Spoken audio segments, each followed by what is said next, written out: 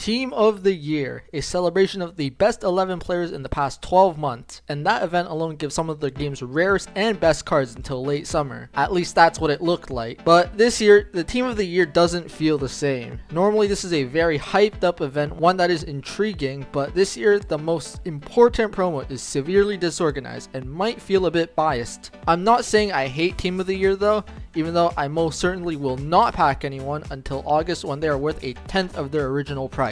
Some of these players in the voting were an absolute joke, and those who actually deserved to be in the conversation weren't selected. How is Achraf Hakimi, one of the world's best right backs, a quadruple winner, not there? You know that EA isn't serious when they start bringing in players from Saudi, a borderline retirement league where the only reason any type of big player is there is for the bag. Even just being nominated should mean you had a season that catches the eye of the entire world, not just the country you're playing in, as the level is going to be very different compared to Europe. Of course, Ronaldo is going to score 40 plus goals. He looks like he's 20, and playing in Saudi Arabia isn't the same as playing in Spain. We all know that. Also, tell some guy 10 years ago that MLS players were up there with Premier League ones in the nominee section, and you'd short circuit their brain. We need to see the best beat the best, or get like a Victor Gyökeres regen, just absolutely producing subhuman numbers. 3 wingers were converted into midfielders instead of staying as attackers: Rafinha, Lamine Yamal, and Mo Salah. I wonder what went on there. Could they not find enough good midfielders? Because it seems that there are enough even without those 3, and none of them made the final 11. If you can pass the eye test, then you'd believe the Barca wingers have to be in there. Apparently finishing second in the Ballon d'Or as an 18-year-old isn't enough. Personally,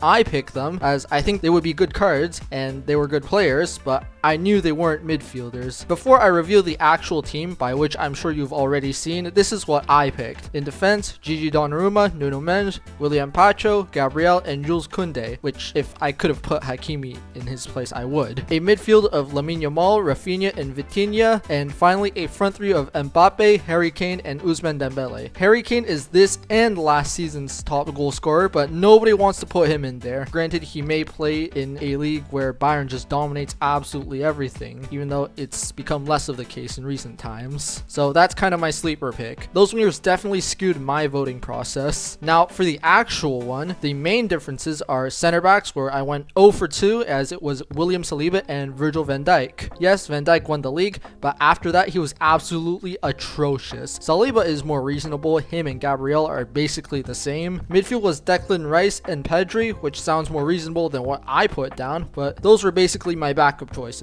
Now look, I like Erling Haaland more than the next guy, but maybe he was the 12th man at best. Not his best here, especially at his standard. However, knowing the football fan base, they were gonna pick Messi or Ronaldo to be the 12th man. We're gonna keep picking them even when they're dead at this point. And look, I completely understand why every single one of these players were selected. The community just wants meta players, pace abusers even, but if you have true ball knowledge, you definitely question some of these inclusions. Also, unpopular opinion, but these cards shouldn't only have 3 playstyle pluses. It should be like 5 and include all the player role pluses. That way, these cards would actually be seen as rare and won't be replaced by other overpowered evolutions or promos coming up in the future, or maybe a combination of both. These cards need to be legit diamonds, and it should be a huge deal when packing one. Maybe you're confused about what I just said, and I feel you completely. To keep it short and sweet, these should be around the same overall as the footies cards that come at the end of the game. What I think happened was that ever since the introduction of playstyles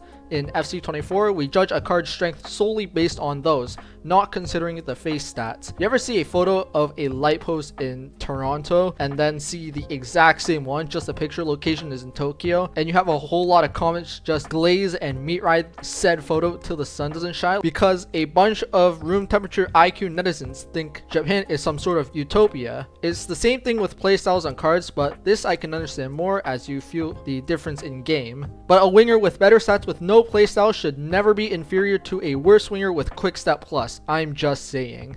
In FIFA 23, a 94 rated card in December could keep up with a 94 rated card in July. Nowadays, the latter card would have 2 more PS pluses, absolutely battering the earlier 94 rated card. And the promo for this event, dude, looking at this loading screen, when you put the country, club, and league on the card, maybe even positions, we can already tell who these are gonna be. You're not mysterious like that, EA.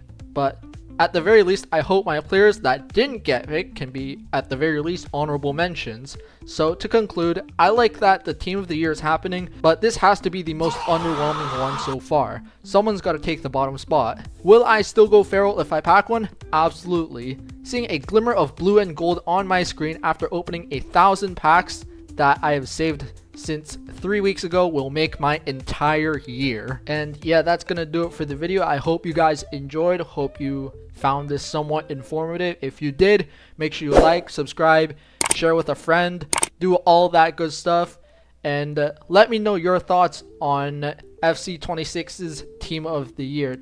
Is it better or is it worse than the previous editions? Let me know. Really curious to see if anybody else thinks like I did. But yeah, I'm gonna go and open all those packs I saved, and maybe I'll get something, who knows. So yeah, have a good day and peace.